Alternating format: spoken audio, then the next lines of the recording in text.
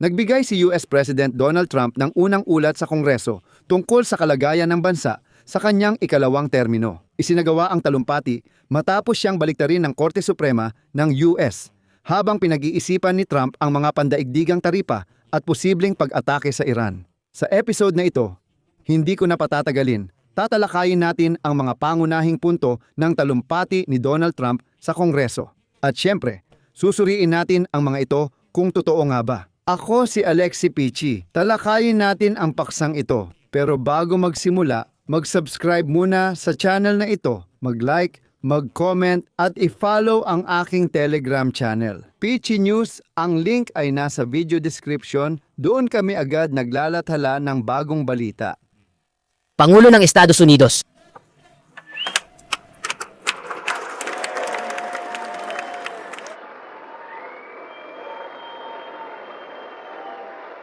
Sabi ng mga tao sa akin, pakiusap Ginoong Pangulo, sobra na ang panalo natin, hindi na namin kaya. Hindi kami sanay manalo dito hanggang dumating ka. Dati palagi kaming talo, pero ngayon sobra-sobra na ang panalo natin.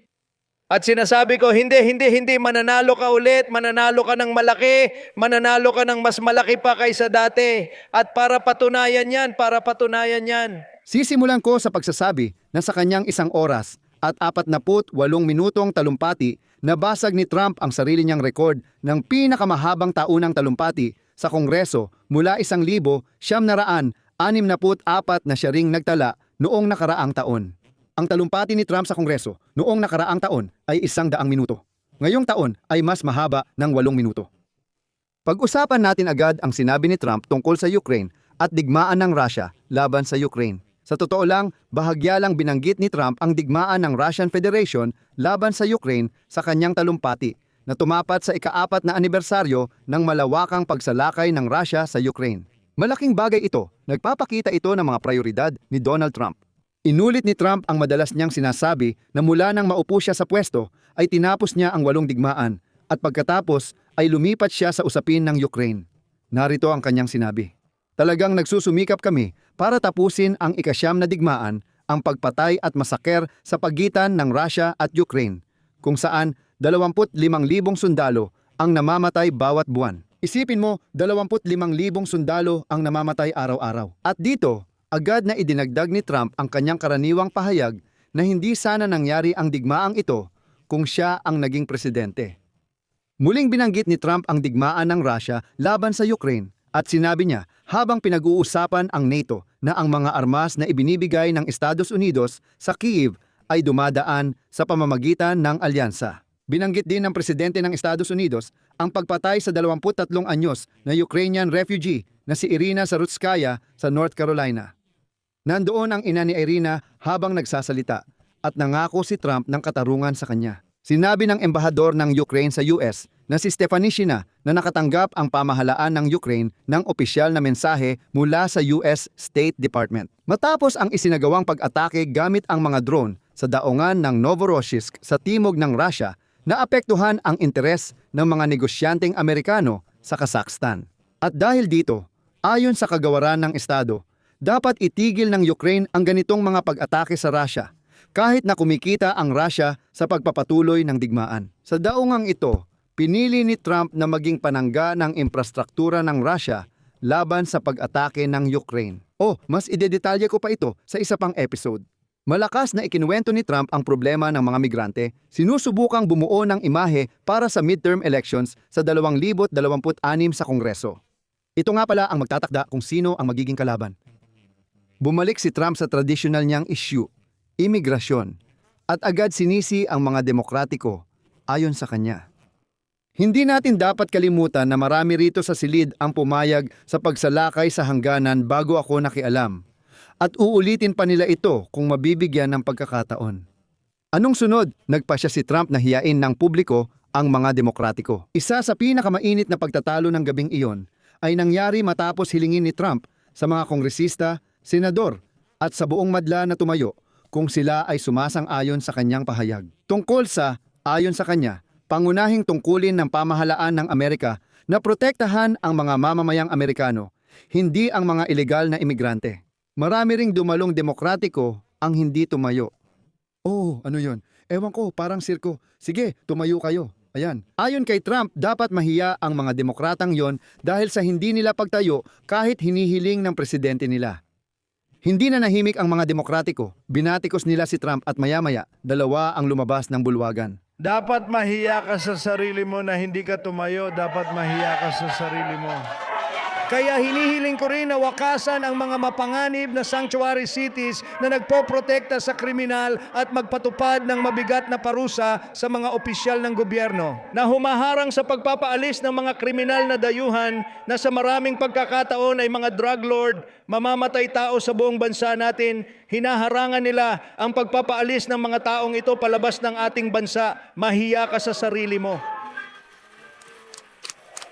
Gusto ko ring sabihin na si Trump ay nabawasan ang suporta sa issue ng migrasyon dahil naniniwala ang maraming Amerikano na sobra ang aksyon ng mga federal na ahente ng imigrasyon sa Minneapolis at iba pang lungsod. Gayunpaman, ipinapakita rin ng mga survey na mas pinipili pa rin ng mga Amerikano na suportahan ang Republican Party kaysa sa Democratic Party pagdating sa issue ng migrasyon. At si Trump ay parang mahusay na ginamit ito. Siyempre, hindi rin nawala ang usapin tungkol sa mga taripa. At ito, sa totoo lang, ay lubhang kaduda-duda.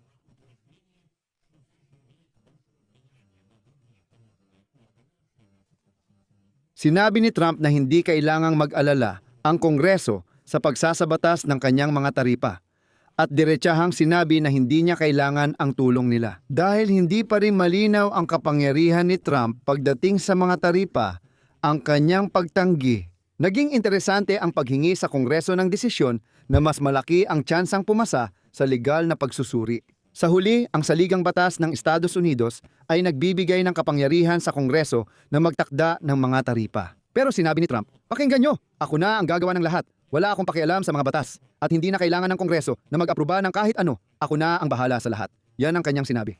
Naniniwala ako na ang mga taripang binabayaran ng ibang bansa ay papalit ng malaki sa kasalukuyang sistema ng buwis sa kita. Sa pagtanggal ng malaking pasaning pinansyal sa mga mahal ko, ibig sabihin ay mga Amerikano. Dito, si Trump ay tumutukoy sa kasaysayan. Dahil noong simula ng kasaysayan ng Estados Unidos ng Amerika, ang mga taripa talaga ang pangunahing anyo ng pagbubuwis sa bansang ito. Interesante, mukhang napili na rin ni Trump kung sino ang magiging mga kandidato sa pagkapangulo mula sa Republican Party sa 2028. Pinuri ni Trump si Marco Rubio, kalihim ng estado ng Estados Unidos. Ayon kay Trump, maaaring makilala si Marco Rubio bilang pinakamahusay sa kanyang posisyon at magdulot ito ng dagdag na kasikatan sa kanya. Kung tatakbo siya, magiging kawili-wili ito dahil gusto rin ni J.D. Vance, kasalukuyang pangalawang pangulo, maging presidente mula sa Republikanong Partido. Naging kontrobersyal din ang talumpati ni Trump. Halimbawa, hinikayat ng demokratang si Tlaib si Trump na ilabas pa ang mga dokumentong may kinalaman sa kaso ng nahatulan sa krimeng sekswal na si Jeffrey Epstein at inakusahan ni Omar ang Pangulo ng Estados Unidos sa pagpatay sa mga Amerikano. Siraulo talaga ang mga taong ito. Sinasabi ko sa inyo, siraulo sila. Sa simula ng talumpati ni Trump, pinalabas ang demokratang si Al Green mula sa bulwagan ng kapulungan ng mga kinatawan, gaya noong nakaraang taon sa Kongreso. Nang pumasok si Trump sa bulwagan, nagpakita si Green ng placard na may nakasulat at quote, "Ang mga itim na tao ay hindi mga unggoy." Ito ay tumutukoy sa ginawa ni Trump kamakailan kung saan nagpost siya at kalaunan ay binura ng isang video mula Russia na nagpapakita kina Barack at Michelle Obama bilang mga unggoy. Nang sabing natapos niya ang 8 digmaan, tinawag ni Al Green na sinungaling si Trump at pinalabas mula sa bulwagan.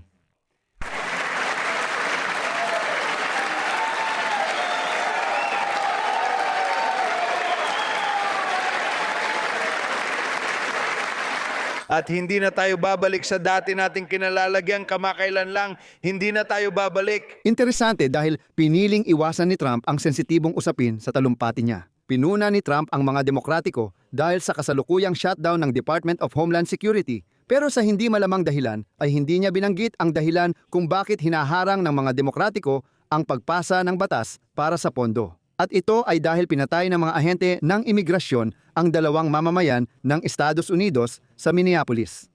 Hindi rin binanggit ni Trump ang Immigration and Customs Enforcement o ICE na nasa Turkey. Sa hirap ng kalagayan, ayon sa kanya, hindi na niya nabanggit ang kampanya sa deportasyon kahit dati ipinagmamalaki niya ito.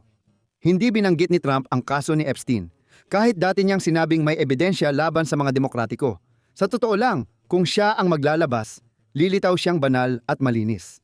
At isa sa mga pinakamainit na tanong, ano ang magiging desisyon ni Trump tungkol sa Iran? Sinabi ni Trump na ang Iran at ang mga kaalyado nito ay pumapatay at nagpaparalisa ng mga Amerikanong sundalo. Sinabi rin niya na pinatay ng rehimeng Iranian ang 32,000 na nagpoprotesta. Pero ang pinakamalaking balita ay ang pahayag na ang Iran ay gumagawa ng intercontinental ballistic missiles na maaaring itutok ng rehimeng nasa Tehran sa Amerika. Mas detalyado kong tinalakay ang mga argumento ni Trump pabor sa digmaan laban sa Iran sa nakaraang episode. Kaya inirerekomenda kong balikan at panoorin iyon para hindi na tayo magtagal dito. Ilang masasamang tao. Nakapag-develop na sila ng mga misil na kayang magbanta sa Europa at mga base natin sa ibang bansa at kasalukuyan silang gumagawa ng mga misil na malapit nang umabot sa Estados Unidos. Anong susunod? Bumalik muli si Trump sa usapin ng midterm elections sa 2026 kung saan mukhang alanganin ang kinabukasan ng Republican Party. Matindi ang panawagan ni Donald Trump sa Kongreso na ipasa ang mahigpit na batas tungkol sa pagkakakilanlan ng mga botante na tinatawag na SAVE Act. At nagbigay rin siya ng hindi malinaw na pahayag tungkol sa tinatawag na syonalisasyon ng halalan. Ang punto ay si Donald Trump ay nais bawiin ang karapatan ng mga estado na magsagawa ng halalan ayon sa sarili nilang patakaran at ilipat ito sa ahensyang siya ang namumuno. Napakalinaw ng ideya, walang anumang itinatago rito, lahat ay lantad. Ibig sabihin, kung hindi kayang impluwensyahan ni Trump ang mga individual na estado pagdating sa halalan, gusto na lang niyang bawiin sa kanila ang karapatang magsagawa ng botohan. Sabi niya, gawing pambansa ang halalan para kontrolado lahat ni Donald. Ayon kay Trump at sa kanyang mga taga-suporta, may dayaan sa mga estadong panalo ang mga demokratiko. Sa mga estadong panalo ang republikano, automatiko raw na patas at malinaw lahat. Nakakatawa pakinggan. Ngayon, lilipat tayo sa paborito kong parte, ang pagsusuri ng mga kahina-hinalang pahayag ni Donald Trump. Nang magyabang si Donald Trump tungkol sa kanyang nagawa, agad niyang binanggit na minana niya ang mataas na antas ng implasyon. Pero kahit na ang huling datos noong Enero ay 2.4% na pinakamababa sa nakaraang 8 buwan, noong Enero 2025 ay 3% ito na malayo sa anumang record na sinasabi niya. Ibig sabihin, dumating siya at ang implasyon ay 3%. Ang implasyon, sa totoo lang, ay biglang bumaba sa nakalipas na 2.5 taon ng panunungkulan ni Joe Biden. Pagkatapos noong Hunyo 2022 matapos ang COVID, umabot ito sa 40 taong pinakamataas na 10.1%. Sabi ni Trump, siya raw ang may record na inflation sa kasaysayan ng Amerika at minana niya ang maluwag na hangganan. Bagaman umabot sa pinakamababang antas sa ika-21 siglo, ang bilang ng tumatawid ng hangganan ng Amerika sa ikalawang termino ni Trump, malaki rin ang ibinaba nito sa pagtatapos ng termino ni Joe Biden. Ibig sabihin, tuloy-tuloy na pababa ang trend. Ngayon, record high ang bilang ng mga Amerikanong nagtatrabaho sa kasaysayan ng US. Kung titingnan sa mga numero lang, totoo yan. Pero dahil lang tumaas ang populasyon. Sa totoo lang, noong panahon ni Trump, tumaas ang antas ng kawalan ng trabaho at napakahina ng paglago ng trabaho noong 2025. Mga kaibigan, ano ang naalala nyo mula sa talumpati ni Donald Trump sa Kongreso? I-comment nyo sa ibaba kung ano ang tumatak sa inyo.